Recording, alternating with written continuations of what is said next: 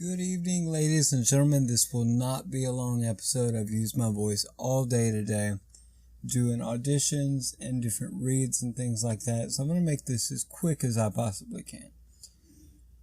During this past week, I've had more progress than I have in my 8 months of doing this. I've attended one seminar and found two others in which I've learned pages and pages of notes of things. And I took the foresight to write them down.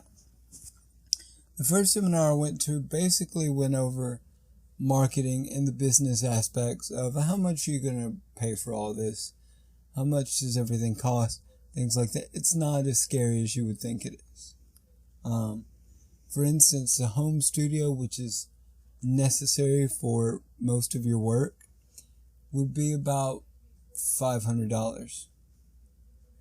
And the total cost of everything, counting the home studio, demo production, lessons, whatever, is probably $3,000 to $5,000, which is not as much as I thought it would be. Different things like that were covered in the first seminar by such a voice that I linked in episode 2. After the seminar, they sent me an email because their program is like 30 days free or something like that, and I apologize, I don't know how long this promotion is for, but I jumped at it. And I signed up. And I'd missed a seminar by about 4 days, and I went back in and listened to that, and they actually let me download it. And that was about imagination, voice acting, and using your creativity to create this world in which you're transporting people to. And different exercises in how to do that. Things like paying attention to your surroundings and what you like and what you see. What I covered in episode 1, like watch what you want to do, and it'll come a lot easier too, especially when you're doing character voices. But if you're just reading something, make sure that you care about it. I've done, I did 3 auditions today. I took the ad that we read in the first seminar that he gave us, and I redid that, and they also gave me a number to call to do a voice evaluation. And I'll link that website in the description. And they gave scripts to do, and I picked 2 scripts and I recorded them on my own free time, because you can only pick one when you call in. And I did those today, and I sent them off to one of my friends who knows what they're talking about, and I spent good amount of time, maybe 2 to 3 hours on that, just trying to get everything right. And I've still got a lot to learn. What my problem is getting the excitement level to where it needs to be. If I'm telling you about a theater, or you're telling me about a theater, you have to be excited about that theater. Whether you are or not, you need to be able to sound like you do. There are different reads. You wouldn't read a audiobook in the same way that you would read a car commercial. You know, if your commercial has a visual to it, then your voice is not going to be the main attraction. In fact, your voice is just typing what they see on the screen. So you're not going to be as loud or as noticeable as you would in an audiobook or a show like this, where your voice is the only thing that you got going for you.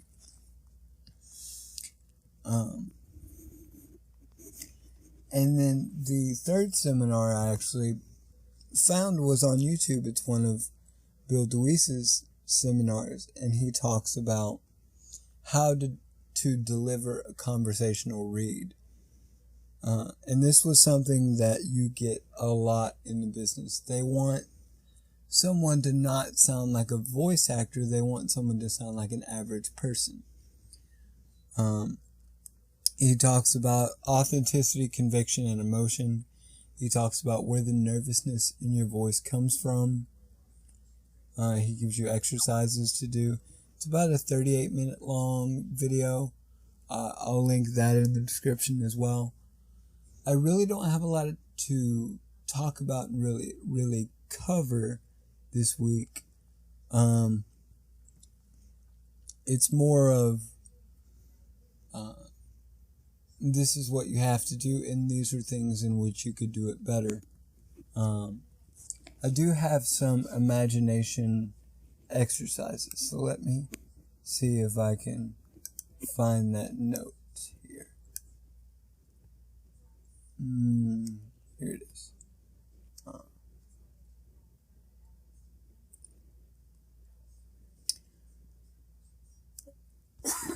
If you don't know the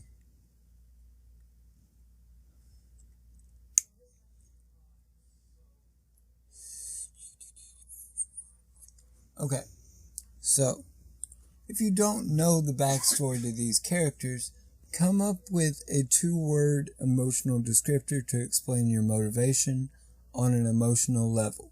Who are you? Who are you talking to? We need to know who this person is and your relationship with them, how we feel, where we are, what the circumstance is. Be personal, be specific. Use your imagination to create a vivid world. Now, all the things that I read this week had very little to do with using imagination. The only thing that I could ever say I used a lot of this stuff with was the Payless ad, where I had to pretend I was talking to my friend Chris about selling shoes. Okay? And a lot of your work, a good 90% of your work is going to be commercial and narration work like this. So if you can get good at this, you've got it made, because it's easy and it pays well. Here's the thing. If I were to read, let me just bring up the Payless ad real quick. Got it right here in my downloads.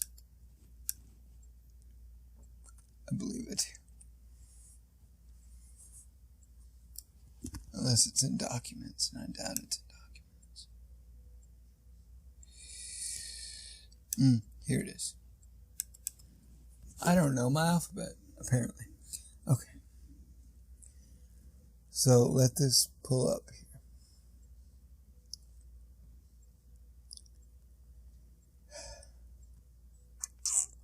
Should have thought this through. Still don't have a script. Okay. So I've got this commercial here. And if I were to read this by just reading it, it would be something like, Chris, I'm really happy for you, but I can't get it out of my head that you would pay $200 for those shoes. You can get the same deal at Payless for half the price. Okay. I'm clear. My words are clear. You know what I'm saying. And I'm hyping your product. Okay. But I'm not selling your product in a way that makes people interested in what I'm saying. So a good way to do that is, a lot of people want a conversational read. So if I were to do it in a conversational fashion, I would have to pretend that I know Chris. In my mind, it doesn't even have to be Chris. It could be Jack, or, just a good friend of yours, and you're trying to sell them on some shoes. You don't like the decision that they made, you're going to give them an alternative. Okay? So, reading those 2 lines, and there's more than 2 lines in the script, but for time's sake and for my voice, we'll just do these 2 lines. In your mind, if you want to say mentally, give yourself like some sort of audio lead in, like, Chris, or something to that effect. What you could end up doing with this script to be conversational is have a conversation. Let the microphone be Chris, and just talk to Chris like you would talk to Chris. So, my dad's name is Chris. And the way that I would talk to my dad is something like this. Chris, I'm really happy for you, but I can't get it out of my head that you would pay $200 for those shoes. Okay? I'm talking to Chris like he's right in front of me. I'm not doing it for a microphone, I'm doing it for Chris. You know, and that's really the state of mind that you have to be in for a conversational read. Now, one of the other pieces that I did, spots, promos, whatever, is one of the scripts that they give you for your voice evaluation. They send you to a forum, you fill out the form. They send you to a form, you fill out the form. And on the next page, they give you scripts to choose from. So, the one that I chose to read was about the Paramount Theater. I'm unfamiliar with the Paramount Theater, but it's talking about how important movie theaters are to our society, especially the Paramount Theater.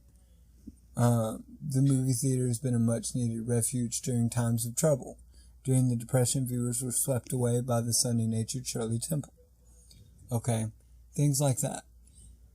It's not as important in our lives anymore. We don't have those times of trouble. You know, we're not going through that as badly as we were. So you don't have that certain level of excitement, I guess you could say. But pretend. It's all about pretending. This job is creating a world which is believable and taking people to this world. And I myself am learning. I'm not very good at this. I'm getting better, but I'm not at the level that I want to be.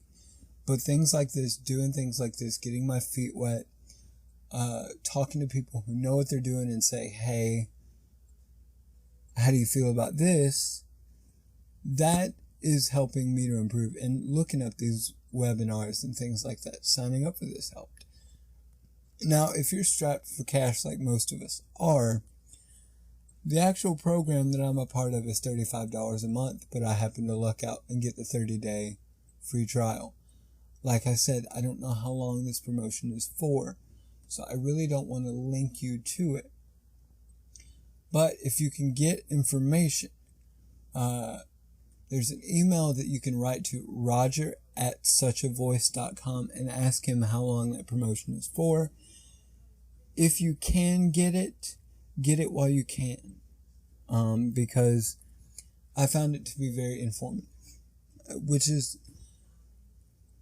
those seminars or that program is where I'm getting all of what I'm talking about right now, except for Bill DeWeese on YouTube, who gave me more of the conversational read kind of stuff, which I'm talking about now. But when you have something like this, you have something for, say, a news channel.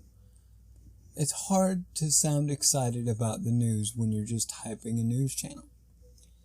So, what you may want to do is, the first line I've got here is, when you look at the news, it's easy to forget our world isn't just war and conflict.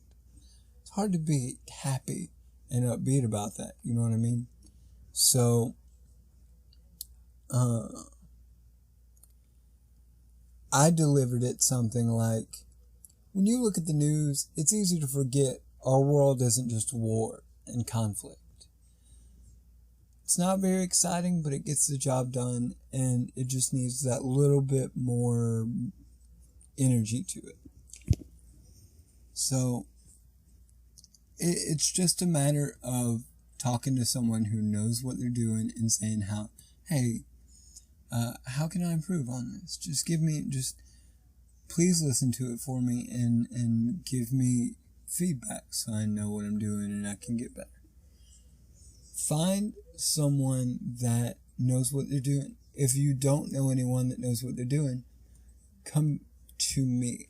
Get on my Skype at justin.t.luna1 and I'll refer you to my friends that know what they're doing.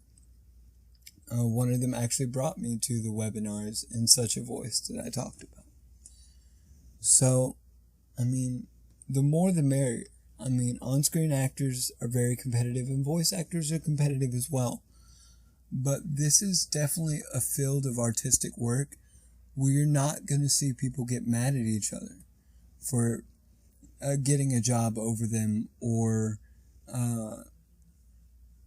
being replaced by one actor, because it's a struggle, and a lot of the times we have so much respect for our fellow voice actors that we don't care. We think it's awesome that they got the job, and a lot of times the business works on, hey, I'm not good for this, but I know this guy over here, this girl over here, they're great for this.